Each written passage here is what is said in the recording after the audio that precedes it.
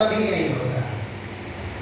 मैं रोज इस पर थोड़ा सा जोड़ देता हूँ। हम लोग कुछ भी करते हैं, कोई भी बात करते हैं, ठीक है वो चलेगा, संसार है तो थोड़ा मोड़ा चलता है, लेकिन असली पॉइंट हम लोग को जानना जरूरी है। असली क्या है? हम लोगों का अपना संबंध भगवान से रखना है। हमारे वास्तव में कोई है तो वो है भगवान। भगवान के अलावा अपना कोई नहीं है, ये ध्यान देना होगा। केवल अपने आप को प्रभु के हाथ में समर्पित कर रहा है। प्रभु जल्दी क्या है? आप हमारे सामने खड़े हैं, अब किस बात की जल्दी? जैसे हम लोग भगवान के सामने हो करके भी घड़ी देखते हैं, है कि नहीं? जिस दिन हम लोगों के दिमाग से यह भूल जाए कि 4 बज गया, 5 बज गया, 6 बज गया, 10 बज गया, कोई काम बिगड़ रहा है, तब समझो कि आप भगवान को प्राप्त कर पाओगे। सारा संसार विस्मृत हो जाए, क्यों? कृष्ण ही कृष्ण याद आए, तब समझे कि हम प्रभु को प्राप्त कर सकते हैं। ये योग्यता है, भगवान के यहाँ जाने की यही योग्यता है। लेकिन सब लोग बताते नहीं है इस बात को।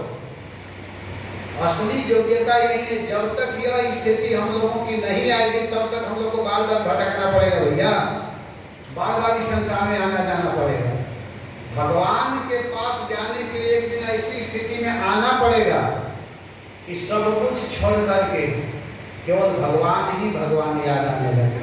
और इसी के लिए यह अभ्यास कराया जाता है, इसी के लिए यह अभ्यास कराया जाता है। कथा कीर्तन सत्संग इसीलिए करवाया जाता है। इसको करो और अपने जीवन को भगवान में लगाओ। तो केवट जी किया स्थिति, केवट जी फिर पार किए, और पार करने के बाद भगवान उनको उतराई देने लगे। सीता जी अपना अंगूठी उठा करके देती है, सिए ही की जान निहारी मन मुदरी मन मुदित उदारी, उतार करके देने लगे। भगवान राम कहते हैं कि लो। तो केवट क्या कहता है कि नाथ आज मैं काहन पावा, हे नाथ आज मैं क्या नहीं पा लिया। मिटे दोष दुख दारिद्र लावा, मिटे दोष दुख दारिद्र लावा। अब कछु नाथ न चाहिए मोरे, अब कछु नाथ न चाहिए मोरे। दीन दयाल अनुग्रह तोरे, दीन दयाल अनुग्रह तोरे। नाथ मुझको कुछ नहीं चाहिए, आप केवल कृपा बनाए रखिए। लेकिन राम जी कहते हैं कि नहीं, आप कुछ लो, ऐसे थोड़े होगा। तब केवल कहता है कि हम दोनों तो एक ही काम करने वाले हैं। आप भी भव सागर को पार करने वाले हैं, मैं भी नदी को पार करने वाला हूँ। अरे मैं तो नदी नाल का केवट हूँ, तुम भव सागर के मालिक हो। मैं तो नदी नाल का केवट हूँ, तुम भव सागर के मालिक हो। मैं यहाँ पे पार लगा दूंगा, तुम वहाँ पे पार लगा देना।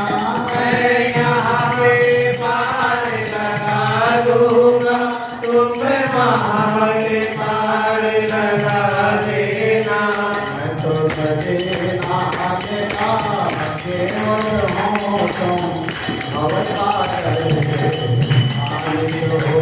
मैं तो नदी नाल का केवट हूँ, तुम भव सागर के मालिक हो। प्रभु मैं छोटा नदी नाल को पार करने वाला हूँ, आप भव सागर को पार करने वाले हैं।